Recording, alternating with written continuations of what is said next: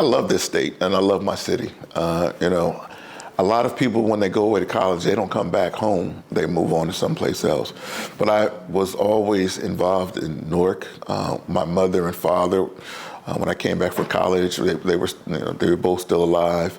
And we used to do a lot of things. We have wonderful parks. We have wonderful communities throughout Newark. We grew up in what's called the Weekway community, which used to be a predominantly Jewish community. And when the Jewish folks moved out, African Americans moved in. It was tight-knit. It was a wonderful community. The neighbors looked after each other, took care of each other. And I still have that to this day. I'm in a different neighborhood, and we look out for each other. We take care of each other. We have a wonderful museum. It's one of the largest museums in the country. They have exhibits from all over the world. We have great parks. Military Park was built or designed by the same person that designed Central Park. And just a lot of things, a lot of gems. The New Jersey Performing Arts Center, the Newark Symphony Hall, we have the Prudential Center. We just have so many great opportunities for people to enjoy our city, as well as, I always joke and say, I didn't get this belly by accident. We have great food, great food. Portuguese community down, we call it down Neck or the Ironbound section.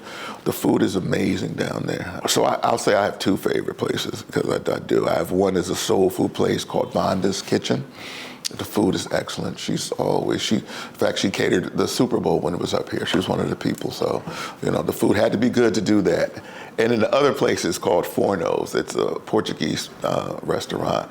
I tell you, if you like shrimp and garlic sauce, it's the best in the world. I love it. I try to make it at home. It never works out, but I love that food. It's always good. What I really want to do is make sure that the residents that live in our city have what they need for their lives to be better, to make sure that they have the housing, because housing is expensive at this point.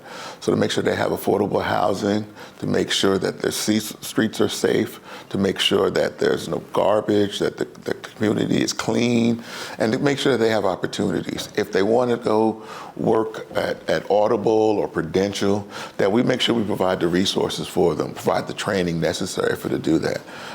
We want to make sure that, just as I would say for our children, that the opportunities that are presented in front of them, that they just have to reach out and grab it.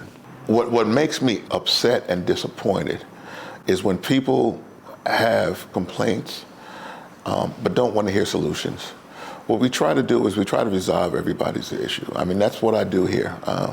Everybody that comes to me, I try to help them. I try to do what I can.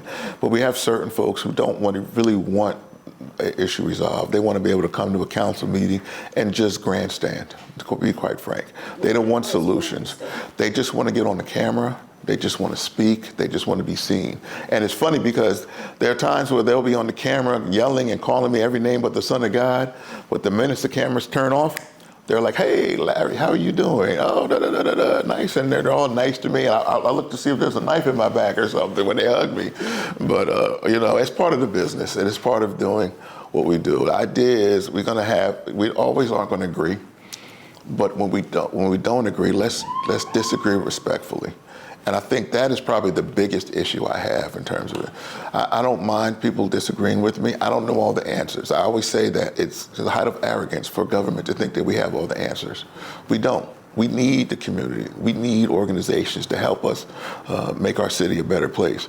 And when people just want to disagree and be disrespectful about it for no other reason, just because it's on camera or because they think they can just attack us for no reason or just for their own personal edification, it doesn't sit well with me.